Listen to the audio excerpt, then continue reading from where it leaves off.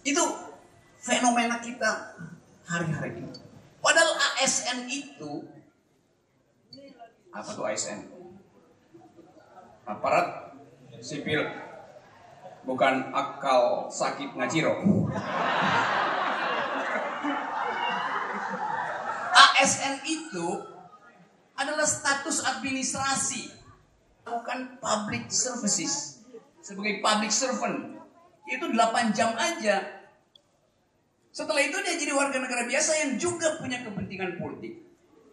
Tapi sekarang ASN diminta tidak berpolitik, diwajibkan tidak berpolitik 24 jam. Itu logikanya di mana? Kalau seorang ASN pulang dari kantor jam 4, setengah 5, begitu masuk rumah anaknya bertanya, "Ibu, kita liburan nggak minggu depan?" Ibunya bilang, "Tunggu ayah kamu." Ayahnya pulang, mereka diskusi tentang janji liburan ayahnya. Akhirnya ayah bilang, "Nggak bisa liburan karena uang liburan dipakai untuk beli BBM yang harganya naik terus, dipakai untuk belanja sehari-hari sehingga tidak cukup uang untuk liburan." Nah, percakapan antara bapak, ibu, dan anak di dalam meja makan di luar jam kerja itu adalah percakapan politik. Karena merangkut perencanaan keluarga yang tidak berhasil, yang gagal karena kebijakan negara yang buruk. Jadi itu adalah percakapan politik. Pagi-pagi emak-emak sudah menghitung dompetnya, berapa sisa uang di dompetnya untuk cukup membiayai dapurnya satu hari itu. Itu adalah pertanyaan politik, berapa sisa uang? Karena itu menyangkut harga yang naik. Sebelum tidur, emak-emak juga berpikir, tersisa nggak uang jajan untuk anaknya yang masih SD besok pagi? Itu juga adalah pertanyaan politik. Jadi politik adalah urusan 24 jam setiap warga negara yang nggak mungkin dikendalikan oleh arogansi kekuasaan.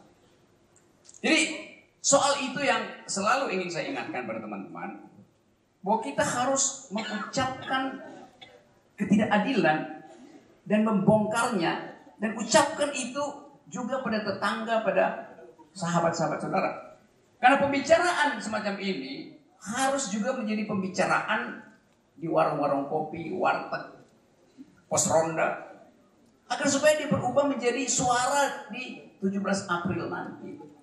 Itu pentingnya memastikan bahwa pembicaraan malam ini harus tiba di masyarakat sekitar kita. Bahkan jangan ragu untuk me-WA mantan selingkuhan Anda, walaupun Anda belum move on, demi dia memasukkan suara di kotak yang sama dengan suara yang Anda masukkan di 17 April. Itu pentingnya konsolidasi semacam ini. Jadi sekali lagi, saudara-saudara, saya membayangkan bahwa negeri ini didirikan dengan argumentasi yang kuat oleh para pemikir bangsa. Tapi sekarang kita kehilangan kemewahan itu, sehingga kita tidak mungkin dihargai di fora internasional. Kemampuan diplomasi kita turun habis-habisan. Seminggu lalu ada skandal, Presiden Jokowi klaim bahwa pembebasan Siti Aisyah akibat kemampuan diplomasi dari pemerintah Indonesia, pemerintah Malaysia. Dan belum satu hari Perdana Menteri Malaysia membantah kita, dan itu memalukan. Sehingga harus dibuat klarifikasi. Siapa yang bikin klarifikasi? Pejabat eselon 2 dari Hukum, Kepala Administrasi Hukum, yang mengatakan bukan itu maksud Presiden. Jadi pejabat eselon 2 mengoreksi Presiden. Ajaib. Karena sang Presiden memang ingin pamer seolah-olah itu adalah hasil diplomasi beliau. Kan seharusnya ucapan diplomatik itu paling nggak diucapkan Menteri Luar Negeri atau Menteri Hukum dan HAM, supaya kalau menterinya bikin salah, kalau menterinya ditegur oleh Mahathir, Presiden bisa mengkoreksi. Bukan Presiden yang mengucapkan, sehingga kalau salah nggak ada lagi yang bisa koreksi kan. Jadi kita dari hari ke hari memamerkan kedunguan diplomatik, sehingga akan dihargai.